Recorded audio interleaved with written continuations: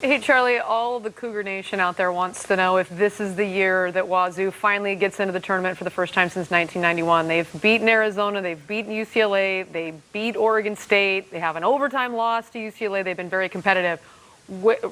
Their net ranking is in the 40s. Where do you see this Cougar team now after beating Utah in the first round of the tournament and having Arizona here today?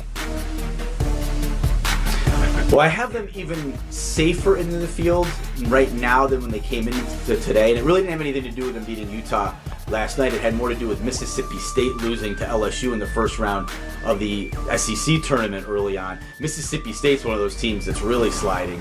And I had to slide them down below Washington State based on the result of today. So that gives maybe the Cougars a little bit of a cushion. The resume is really interesting. And I think in a normal year, when we be talking about a team that's just over 500, but has a few really good wins, but has some losses that make you scratch your head, the Cougars maybe would be on the outside looking in. But as we've discussed, this is anything but a normal year.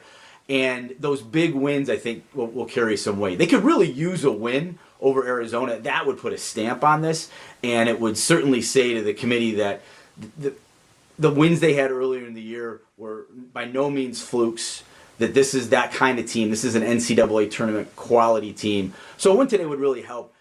But a loss I don't think is detrimental. They're just in that window, though, where they'd be susceptible perhaps to some funky things happening into some other tournaments around the country. And as long as that doesn't happen, I think the Cougars should be fine being in the field.